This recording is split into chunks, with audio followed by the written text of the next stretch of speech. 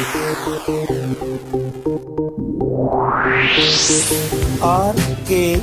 स्वागत है दोस्तों आपका एक बार फिर से हमारे YouTube चैनल RKB कैंफी वीडियोस में।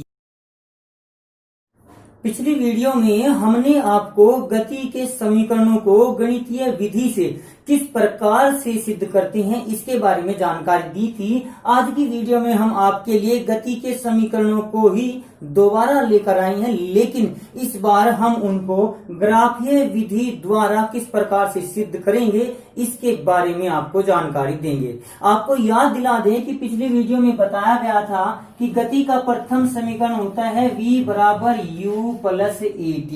ये गति का प्रथम समीकरण होता है। दूसरा समीकरण होता है s equal to ut plus half at square और तीसरा समीकरण होता है v square equal to u square plus 2as। तो इस प्रकार से हमारे तीन समीकरण थे। इसमें हम गति के पहले समीकरण को ग्राफीय विधि द्वारा प्रदर्शित करेंगे।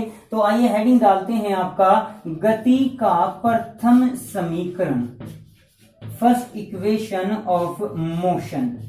ये समीकरण हम किस प्रकार से सिद्ध करते हैं। इसमें देखिए आपका v यानी अंतिम वेग, u यानी प्रारंभिक वेग, a त्वरण और t समय है।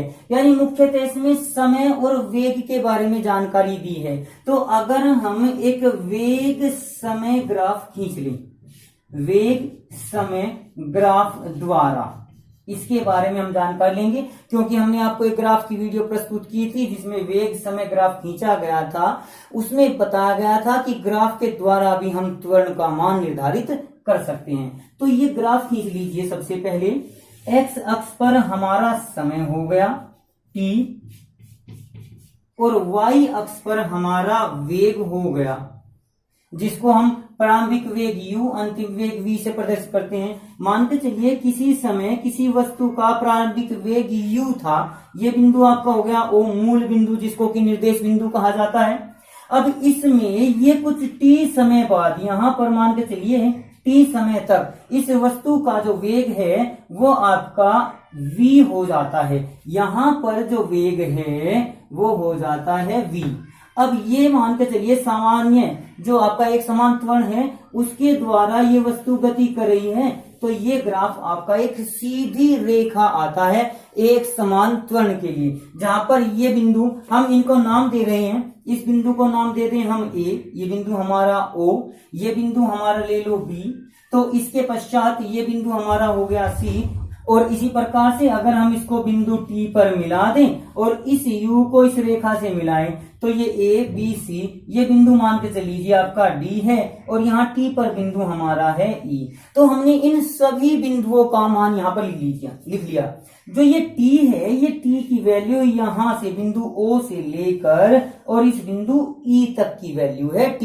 जो ये U का मान है ये आपका O से लेकर A तक का मान है U, और यहाँ ये जो दूरी है O से लेकर बिंदु C तक ये पूरी की पूरी दूरी आपकी V है।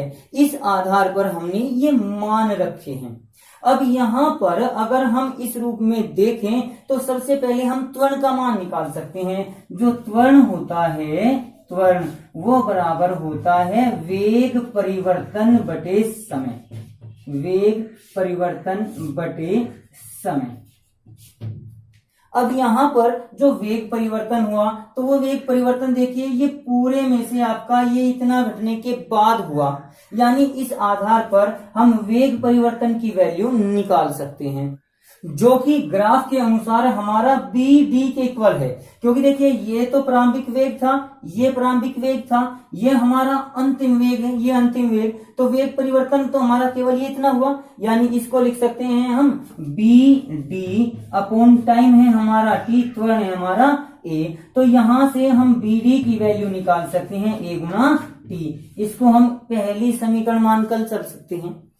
अब इसके बाद अगर हम लेकर चलें कि वेग परिवर्तन कितना हुआ है, ये BD की वैल्यू अगर हम निकालें, परंतु जो हमारा BD है, BD वो इक्वल कहीं के है, वो हमारा है BE माइनस ED। ये है हमारा BE माइनस ED के बराबर।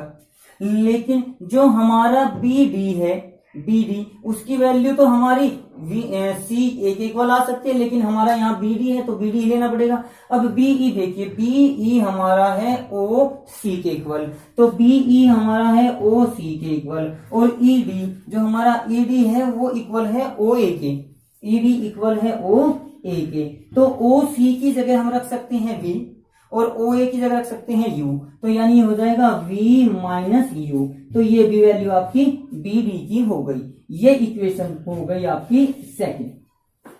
अब इस अनुसार अगर देखिए फ्रॉम इक्वेशन फर्स्ट और सेकंड, यानी पहली और दूसरी समीकरण से ये बी डी की वैल्यू है, ये बी डी की वैल्यू है, तो दोनों का मान समान है, तो बाईं ओर समान है तो दाईं ओर भी समान होगा, यानी हो जाएगा v minus u equal to a t, जिसमें हम इस u जो माइनस का उधर जाते ही प्लस का हो जाएगा, v इक्वल टू लिख सकते हैं u प्लस ए टी। यही हमारा प्रथम समीकरण था। ये रहा v equal to u plus a t. ये आपका प्रथम समीकरण है, ये आपका प्रथम समीकरण है। तो इस प्रकार से ग्राफीय विधि द्वारा हम इस प्रथम समीकरण को सिद्ध कर सकते हैं।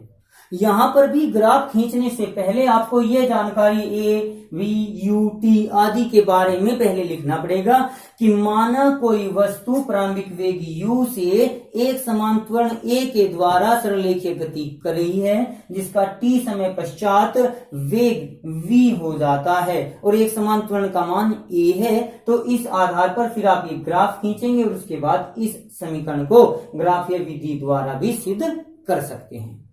पिछली वीडियो में गणित के विधि के द्वारा और इस विधि में हमने ग्राफ के द्वारा आपको गति का प्रथम समीकरण बता दिया। अब इसी ग्राफ के द्वारा हम गति का दूसरा समीकरण भी सिद्ध कर सकते हैं। गति का दूसरा समीकरण हमारा क्या था? वो था s equal to u t plus half a t square, यानी कि वो दूरी से संबंधित था। तो अगर हम इस ग्राफ में दूरी का मान निकालना चाहें तो वस्तु के द्वारा जो चली गई दूरी है वो इस ग्राफ में ओ ए बी ई के द्वारा जो क्षेत्रफल होगा उसके द्वारा निर्धारित की जाती है। तो यानी दूरी s इक्वल टू हो जाएगा ओ ए बी ई का क्षेत्रफल, ओ ए बी ई का क्षेत्रफल यहाँ पर लिया जा सकता है। लेकिन जो ये ओ ए बी ई है ये एक प्रकार से एक समलंब की भांति दिखाई दे रहा है, ट्रेपीजियम की तरह, लेकिन इसमें हम यहाँ पर O B A D B एक त्रिभुज ले सकते हैं जो कि हो जाएगा त्रिभुज ए बी डी का क्षेत्रफल और प्लस एक आयत ओ ए डी ई का क्षेत्रफल जो आयत है हमारा rectangle O A D E का क्षेत्रफल। इस प्रकार से हम इसका क्षेत्रफल निकाल सकते हैं। देखिए त्रिभुज का क्षेत्रफल होता है समकोण त्रिभुज होने के कारण 1/2 गुना लंब गुना आधार, तो 1/2 इसमें लंब हमारा है BD, लंब हमारा है BD गुना आधार है हमारा AD, आधार है हमारा AD, उसके बाद प्लस अब आयत का अगर लेकर चलें तो वो होता है लंबाई गुना चौड़ाई, लंबाई हमारी और चौड़ाई ले लीजिए पहले OA और गुना AD, तो OA गुना AD को हम इसमें लेकर चल सकते हैं। तो यहाँ पर अगर हम लिखें तो 1/2, देखिए जो BD है अभी हमने प्रथम समीकरण में इसको सिद्ध किया था, BD बराबर होता है हमारा BE माइनस DE, BE हमारा है V माइनस U, तो यहाँ पर हम लिख सकते हैं V माइनस U और गुना जो AD है हमारा AD हमारा है समय t के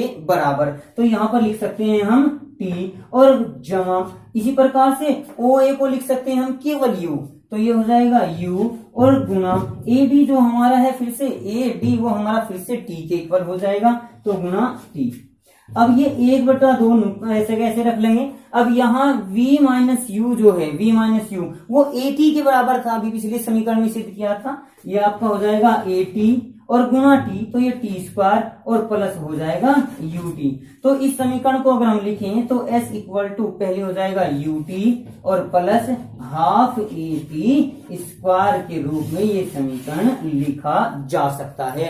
तो इस प्रकार से ग्राफीय विधि के द्वारा हमारे ये दूसरा समीकरण भी सिद्ध हो सकता है, जिसमें हमने इसी ग्राफ का प्रयोग किया। बस इस बात का ध्यान रखना है कि ग्राफ में जो आपकी दूरी होती है वो x अक्ष और खींचे गए ग्राफ ग्राफ के बीच जितना भी अक्षेत्रफल होता है उसके अक्षेत्रफल के मान के बराबर ही दूरी होती है, जो कि हमारा OABE का अक्षेत्रफल था। और इसे इस प्रकार से लेकर हम सिद्ध कर सकते हैं। गति के तीसरे समीकरण में भी हमारी दूरी, प्रारंभिक वेग, अंतिम वेग आदि होते हैं, जो कि हमारा समीकरण होता है v square equal to u square plus 2as। s अर्थात उसमें भी दूरी आती है, तो दूरी के लिए यहां भी हमारा OABE का क्षेत्रफल ही लगाया जाता है। तो गति का तीसरा समीकरण भी इसी ग्राफ के द्वारा सिद्ध किया जा सकता है, लेकिन कैसे वो देखिए। इस समीकरण में भी हमारा s इक्वल टू OABE का क्षेत्रफल ही निकाला जाएगा, लेकिन अब हम गणित का एक सूत्र लगा देते हैं। गणित के सूत्र में समलंब का अगर क्षेत्रफल निकालते हैं तो वो होता है 1/2 समांतर भुजाओं का योग और गुणा उनके बीच की लंबवत दूरी। जो लंबवत दूरी होती है, ये गणित में आप लोगों ने सूत्र पढ़ा होगा, मैं यहाँ पर शॉर्ट में लिखा है, ये आपको एक बार फिर से बता रहा हूं कि समलंब का क्षेत्रफल होता है 1/2 गुणा समांतर भुजाओं का योग गुणा दूरी उनके बीच की जो लंबवत दूरी है। ये देखिए, ये समांतर भुजाएं हैं दोनों के दोनों, इनके बीच की दूरी ली जा सकती है और यहाँ पर ये इनके बीच की लंबवत दूरी के रूप में लिया जा सकता है। तो यहाँ जैसे ही वैल्यू रखेंगे तो 1/2 गुणा जो आपकी समांतर भुजाएं हैं वो है OA और EB, यानी हो जाएगा OA प्लस EB और गुणा इनके बीच की लंबवत दूरी आप AD लिख सकते हैं, आप OE लिख सकते हैं। तो चलिए हम यहाँ पर AD लिख रहे हैं, कोई फर्क नहीं पड़ेगा। 1/2 OA की वैल्यू है हमारी U, ये हमारी है U प्लस जो हमारी EB की वैल्यू है वो OC के यानी V के इक्वल है, तो ये हो गया हमारा V और इंटू AD की वैल्यू होती है हमारी ये AD जो है EO के इक्वल है यानी T के इक्वल है, तो गुणा T। अब देखिए जो हमारी गति की तीसरी समीकरण है वो होती है v square equal to u square plus 2as। इसमें t नहीं है, t हमें यहां से गायब करना है, t को यहां से हटाना है। तो अब हम t कैसे हटाएंगे, तो गति के प्रथम समीकरण v equal to u plus at से at इक्वल टू हो जाएगा हमारा v माइनस u, तो t इक्वल टू हो जाएगा v minus u upon a के। तो ये t की वैल्यू अब यहां पर अगर हम रख दें तो ये हो जाएगा 1/2 इंटू v प्लस u, ये हमारा u plus v plus u किसी भी प्रकार से इसको लिखा जा सकता है, गुना t की जगह हम लिख सकते हैं v माइनस u बटा a, तो v minus u upon a। अब यहाँ इस a को तो 2 के साथ ले दें तो ये हो जाएगा s इक्वल टू ऊपर v plus u into v minus u upon 2a आ सकता है। अब यहाँ हम इस ग्राफ को रफ कर रहे हैं थोड़ा, तो इसके स्थान पर हम किस प्रकार से इसको ले सकते हैं, इस 2a की मल्टीप्लाई इधर कीजिए तो ये हो जाएगा 2as इक्वल टू, ये यहाँ एक बार जुड़ रहा है एक बार घट रहा है तो दो वर्गों के अंतर का योग हो जाएगा, यानी ये हो जाएगा a square minus b square की तरह इसको हम लिख सकते हैं v square minus u square के रूप में। ये u स्क्वायर इधर माइनस का इधर आते ही प्लस का, तो ये हो जाएगा v square equal to u square plus 2as। तो इस प्रकार से ये हमारा गति का तीसरा समीकरण सिद्ध हो जाता है। तो केवल एक ग्राफ के द्वारा ही हम गति के तीनों समीकरणों को सिद्ध कर सकते हैं। तो यहाँ गति का पहला समीकरण v equal to u plus at, दूसरा समीकरण s equal to u t plus half at square और तीसरा समीकरण v square equal to u square plus 2as। उम्मीद करते हैं कि ये वीडियो और पिछली वीडियो गणितीय विधि द्वारा और इसमें ग्राफीय विधि द्वारा हमने जो आपको ये गति के समीकरण सिद्ध करने समझाए हैं आपकी समझ में अच्छी प्रकार से आ गए होंगे। अगर फिर भी इनमें किसी प्रकार की कोई दिक्कत है, कोई समस्या है तो आप कमेंट बॉक्स में जरूर लिखें। अगर आपको ये अच्छा लगा तो उसका भी आप कमेंट बॉक्स में जरूर जवाब दें, ताकि उससे हमारा उत्साहवर्धन हो सके और आपके लिए हम अगली वीडियो और अच्छे प्रकार से बनाकर उसको भेज सकें। आज की वीडियो में बस इतना ही। अगली वीडियो प्राप्त करने के लिए हमारे चैनल को सब्सक्राइब करें, वीडियो को लाइक करें और अगर वीडियो अच्छी लगे तो कमेंट्स करें और दोस्तों को भी शेयर करें।